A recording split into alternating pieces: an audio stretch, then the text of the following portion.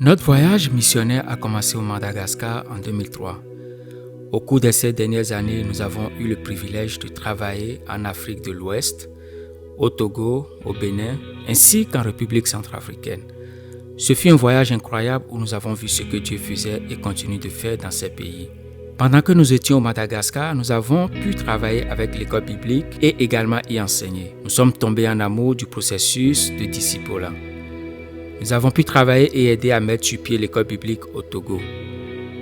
Lorsque nous avons déménagé au Bénin, il n'y avait que des écoles bibliques satellites. Durant ce temps, nous avons pu construire une école biblique. Nous avons pu mettre sur pied notre école biblique à temps plein.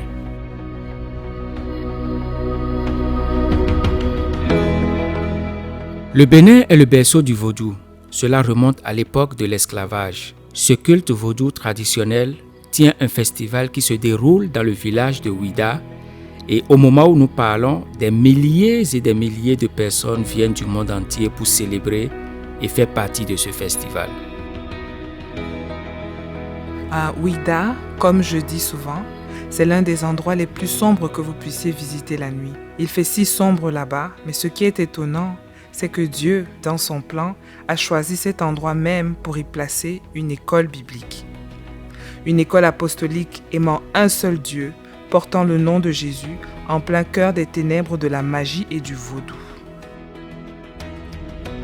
Ce qui a commencé comme un simple programme d'école biblique satellite au Bénin, se réunissant une fois par trimestre pendant une semaine à la fois, compte maintenant 80 étudiants. Quand nous regardons ce que le Seigneur a fait au cours des 4 dernières années, c'est tout simplement miraculeux.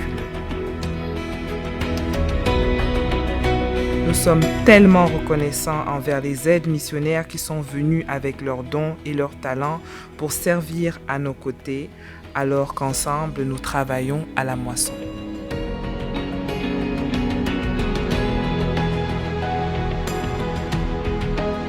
Actuellement au Bénin, nous devons louer un bâtiment pour que nos filles y dorment pendant cette période de scolarisation. Notre espoir est de pouvoir lever des fonds pour acheter ces bâtiments, mais aussi nos salles de classe deviennent insuffisantes pour le nombre d'élèves que nous avons. Notre objectif est de collecter des fonds également pour de nouvelles salles de classe afin d'augmenter le nombre d'étudiants pouvant fréquenter notre école biblique. Nous travaillons également en République centrafricaine.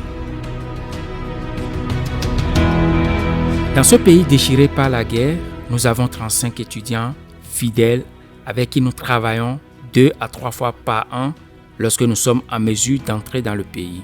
Parfois, nous sommes capables de leur enseigner 2 ou 3 semaines à la fois. Ils viennent tous les jours durant cette période de temps. Et en République centrafricaine, nous espérons pouvoir acheter un terrain pour y construire la structure permanente d'une école biblique.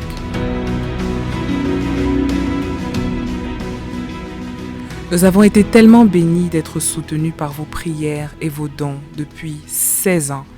Et nous voulons vous dire merci beaucoup. Il n'y a tout simplement aucun moyen de vous transmettre notre gratitude pour ce que vous avez déjà fait pour nous aider à rester sur le terrain au cours des 16 dernières années. Beaucoup de gens qui viennent à l'école biblique, ils viennent dans des moments difficiles. Certains d'entre eux ont perdu leur famille à cause de leur décision de venir à notre école biblique pour rejoindre notre église. Mais leur désir est de connaître Jésus. Mon désir est de pouvoir les aider, leur apprendre à atteindre les âmes perdues. Et le royaume grandit chaque jour, simplement parce que nous pouvons nous concentrer sur les jeunes hommes et les jeunes femmes qui à leur tour sortent et font des disciples. Et ils sortent et font des disciples. Et ils sortent et font des disciples. Et ensemble, la moisson est récoltée.